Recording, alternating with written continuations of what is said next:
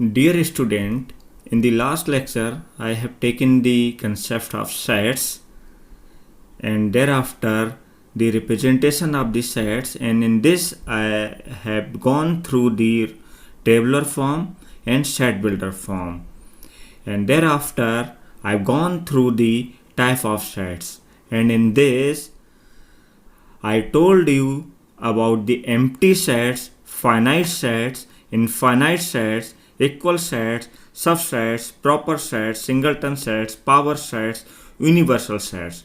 I've gone through these all definitions, and with the support of examples I have explained the type of sets.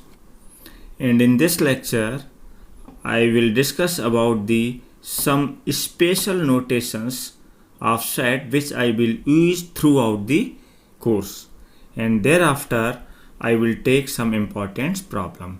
So let's start with some important notations. तो सबसे पहले मैं बात करता हूं set of all natural numbers. Set of all natural numbers को हम capital letter N से डिनोट करते हैं, और set of all natural numbers क्या होते हैं आपके 1, 2, 3, 4 and so on.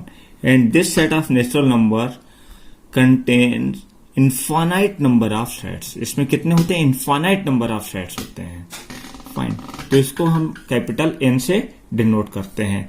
और दूसरा है आपका set of all integers.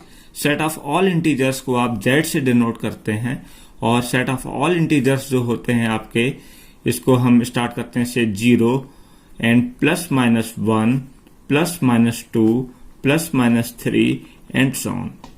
So you will get the infinite number of points. इसमें भी आपको क्या मिलेंगे? Infinite number of points होंगे set of integers में. Then the set of all rational numbers. Rational numbers क्या होते हैं? Numbers in the form of p upon q.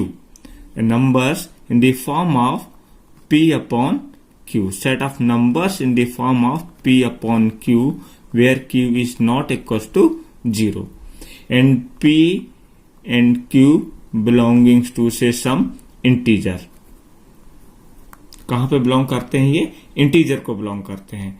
तो इसको हम बोलते हैं set of all rational numbers. तो इसमें भी कितने होंगे आपके points? Infinite number of points होंगे, क्योंकि p एंड q की वैल्यू कितनी होंगी, कहां बिलोंग कर रही है? z में बिलोंग कर रही है, और z में कितने नंबर ऑफ पॉइंट्स हैं? इनफाइनाइट नंबर ऑफ पॉइंट्स हैं. बट इस चीज का ध्यान रखना है कि q should not be equals to 0. q जो है वो 0 नहीं होना चाहिए. Then the set of real lines. अब रियल लाइंस की बात करते हैं, तो सेट ऑफ रियल लाइंस पे भी आप देखते हैं रियल लाइंस क्या होता है? माइनस इन्फिनिटिव से लेकर के प्लस इन्फिनिटिव तक जितने भी पॉइंट्स होते हैं वो सारे कहां पर आते हैं? On the real line. Set of the real lines पे होते हैं. तो इसमें भी क्या होते हैं? इनफाइनाइट नंबर ऑफ पॉइंट्स आपको मिलेंगे, और इसको जो हम डिनोट करेंगे that I will denote with the letter capital R. Then Z plus is this set of all positive integers. Set of all positive integers की अगर हम बात करते हैं, तो set of all positive integers आप स्टार्ट कर सकते हैं विद 0, 1, 2, 3 एंड सो ऑन. तो यहां पर भी कितने नंबर्स होंगे? You will get the infinite numbers.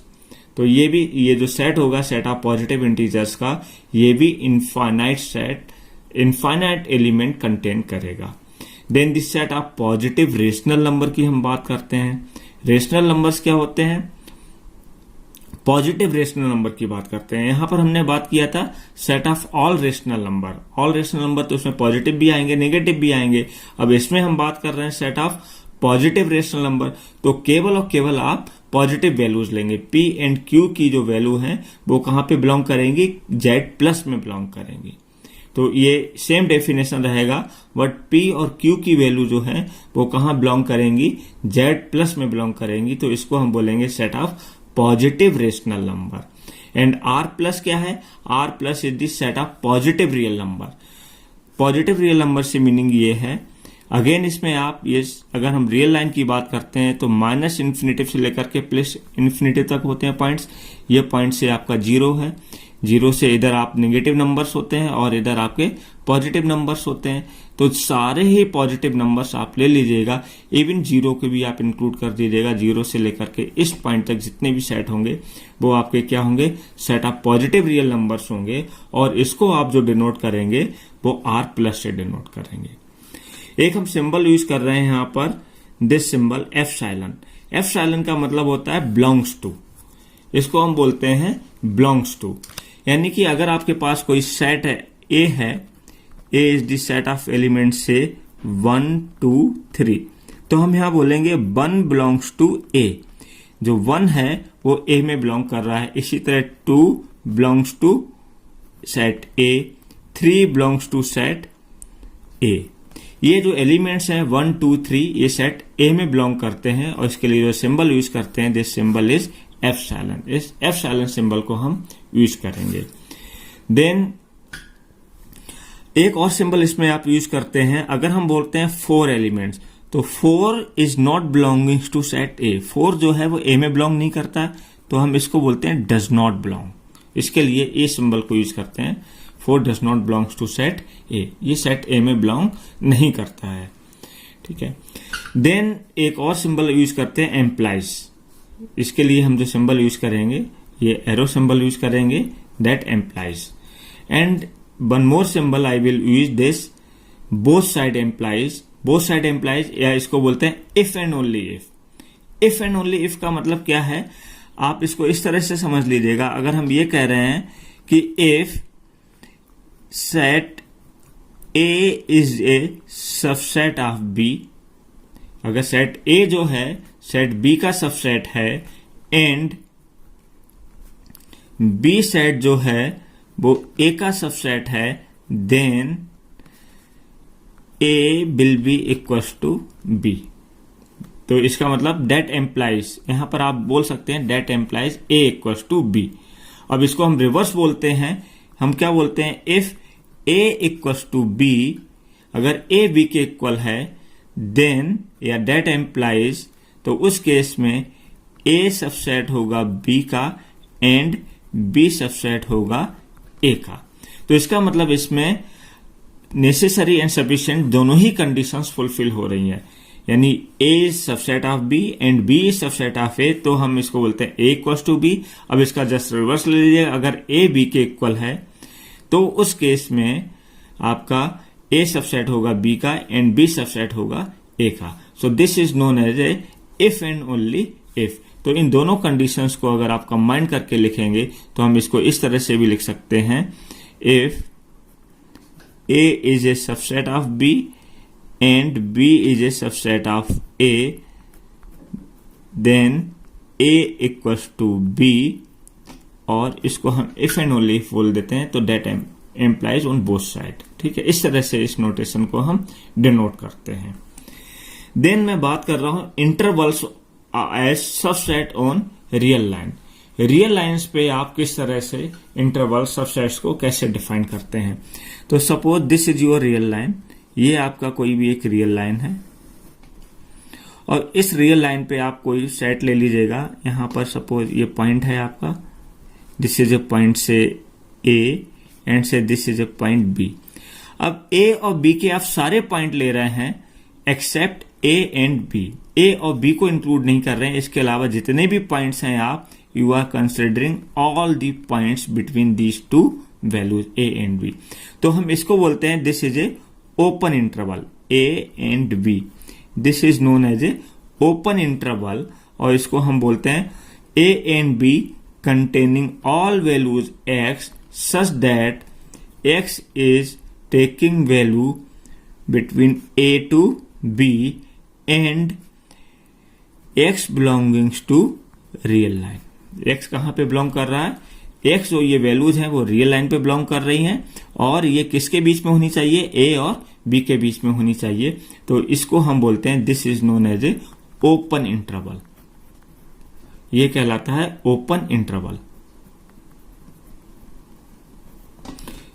ठीक है, इसमें ए और बी को इंक्लूड नहीं करेंगे। इसी तरह एक होता है आपका क्लोज इंटरवल। क्लोज इंटरवल में आप ए और बी दोनों वैल्यूज को ही इंक्लूड कर देते हैं, तो इसको बोलते हैं set of all values X such that X is lying between A and B. A और बी दोनों के बीच में ही लाई करेगा and X is belongings to real line. This is known as a closed interval, या इसको आप बोल दीजिएगा क्लोज सेट, इसको आप क्लोज सेट भी बोलते हैं।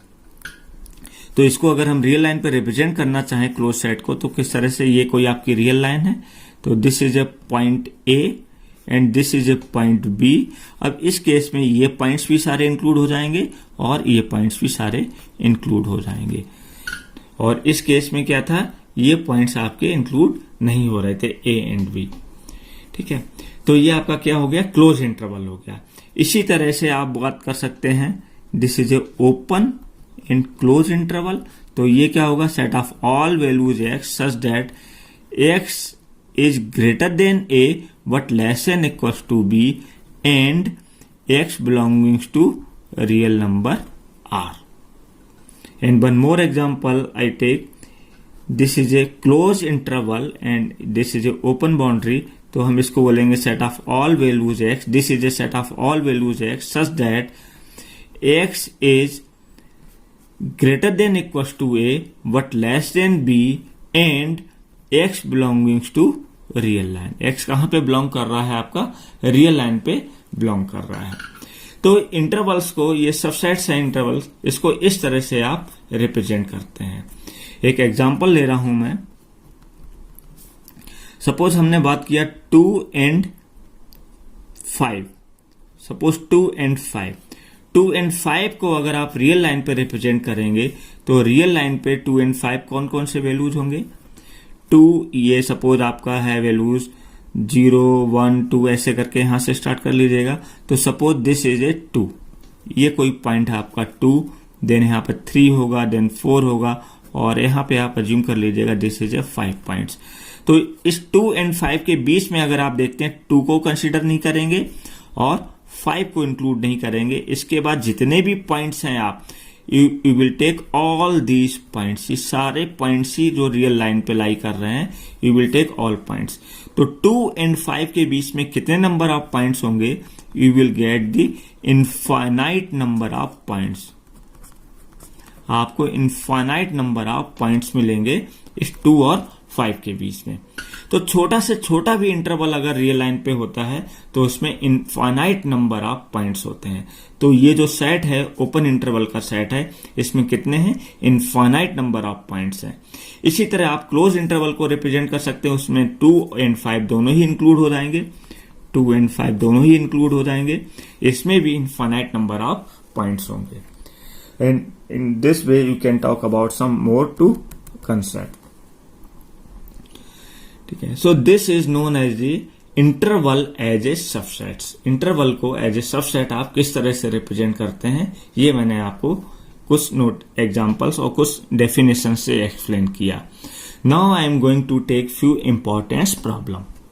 सो let's start with the first problem. In this which of the following are sets, ये जो दिए गए हैं इनमें कौन कौन से सेट हैं आपको ये बताना है। और सेट की हमने डेफिनेशन क्या दिया था, set is defined as a well defined object, collection of well defined objects। इसको हमने क्या बोला था, सेट बोला था। तो इस डेफिनेशन को यूज करते हुए हम इसकी बात करते हैं। तो पहला क्वेश्चन है, the collection of all months of year beginning with letter J. Letter J से स्टार्ट होने वाले जितने भी मंथ्स हैं, ये इसका अगर हम कलेक्शन करते हैं तो ऑब्वियस है इसका कलेक्शन पॉसिबल है। और ये सेट ऑफ मंथ्स जो होंगे वो क्या होंगे, आपके मंथ्स जो होंगे, जनवरी होगा, आपका जून होगा, जनवरी जून एंड जुलाई, ये 3 मंथ्स होंगे।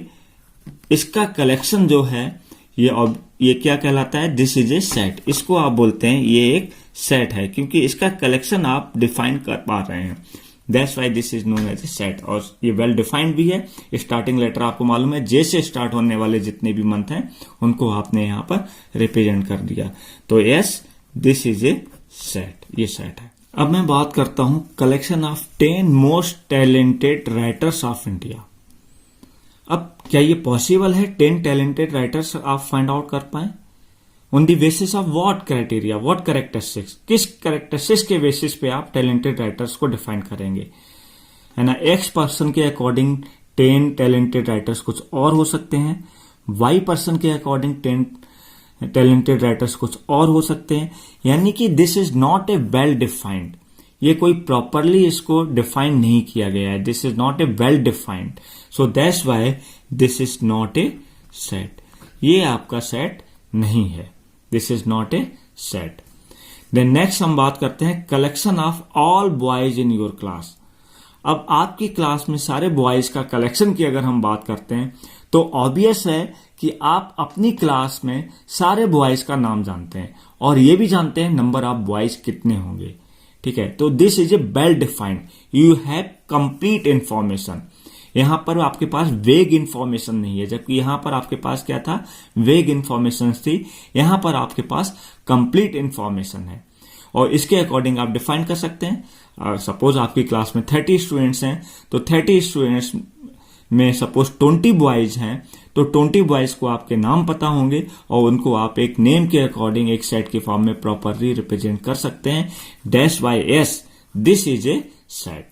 क्या ये सेट डिफाइन कर रहा है? Yes, this is a set. इसको आप बोलेंगे क्या, सेट है। And now I take second problem. In this write the following sets in this set builder form. ये कोई सेट दिए गया है 3, 6, 9, 12। इसको आपको सेट बिल्डर फॉर्म में रिप्रेजेंट करना है। तो सेट बिल्डर फॉर्म में रिप्रेजेंट करने के लिए आपको पैटर्न देखना होगा और जनरली हम सेट बिल्डर फॉर्म में जब रिप्रेजेंट करते हैं तो हमने लास्ट लेक्चर में ही बताया था, आप nth टर्म निकाल दीजिएगा उसका।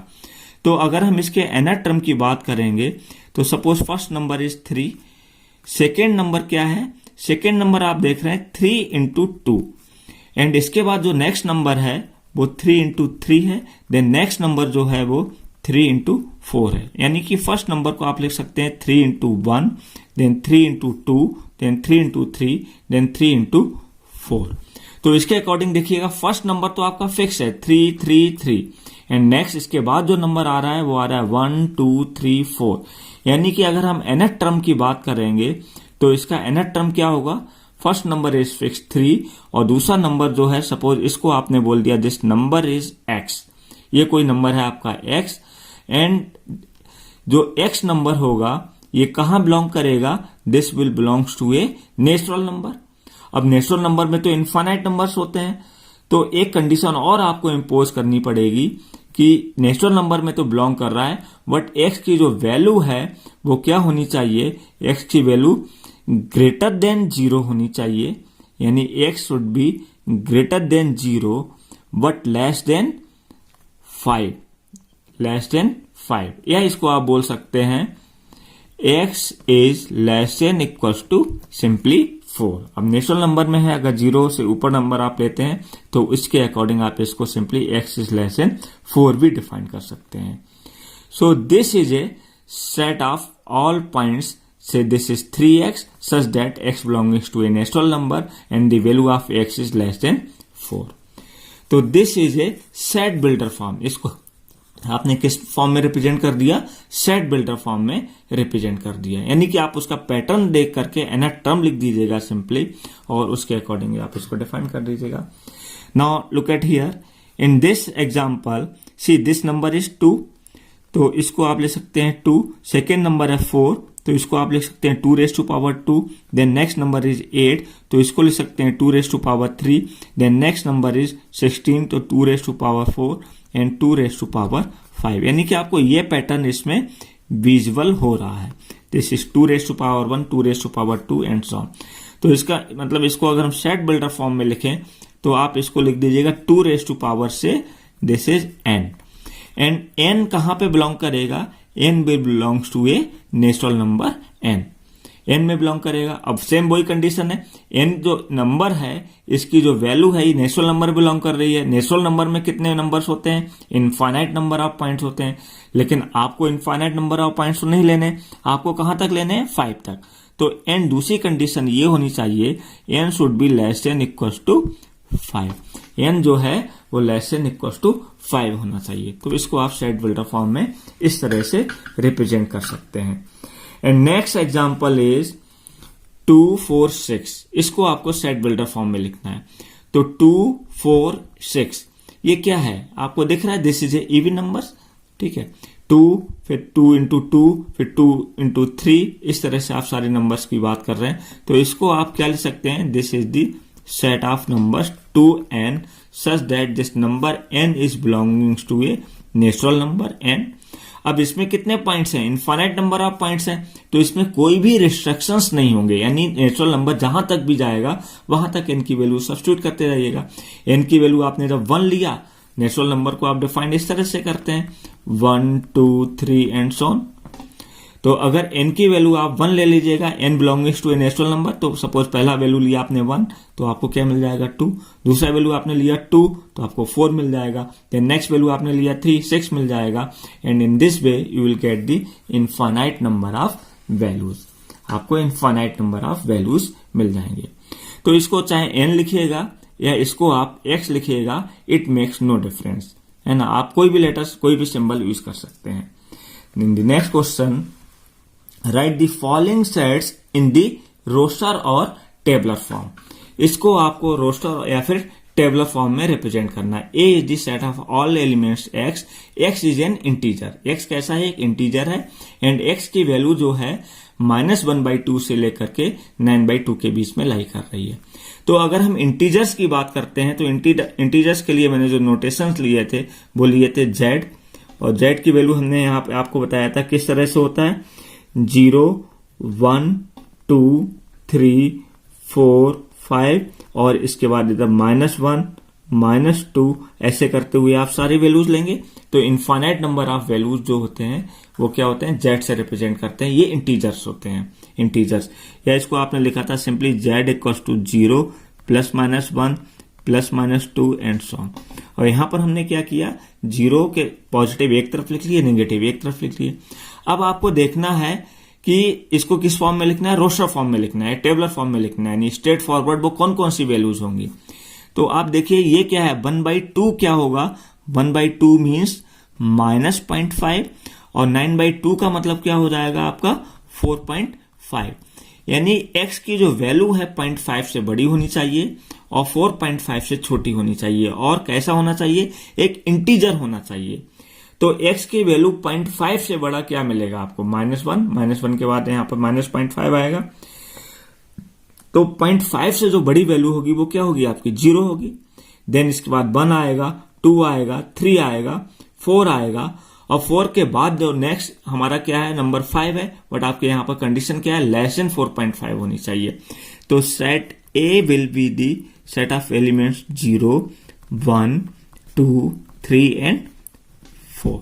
तो ये आपने सेट को किस तरह से रिप्रेजेंट कर दिया, in the roster form. Now you are representing this set in the roster form, ठीक है। नेक्स्ट लीजिएगा, B is the set of all elements x such that x is a consonant in the English alphabet with precedes k। यानी कि x वो सारे elements हैं, वो सारे कंसोनेंट हैं अल्फाबेट्स में k से पहले। तो k से पहले सारे अल्फाबेट्स अगर हम लिखते हैं और कंसोनेंट होने चाहिए, तो सबसे पहले अल्फाबेट क्या आएगा, a वॉवल है, कंसोनेंट नहीं है तो a को नहीं लिखेंगे। इसके बाद b आ जाएगा, c आ जाएगा, d आ जाएगा, e अगेन, ई क्या हो गया, वॉवेल हो गया तो ई नहीं लिखेंगे। इसके बाद एफ हो गया, जी हो गया, एच हो गया, आई फिर नहीं आएगा क्योंकि आई वॉवेल हो जाएगा। इसके बाद जे लिख दीजिएगा, एंड के। इसके बाद क्या आएगा, के। लेकिन आपको क्या लिखना, के से पहले जितने भी कॉन्सोनेंट हैं वो सारे लिखने हैं।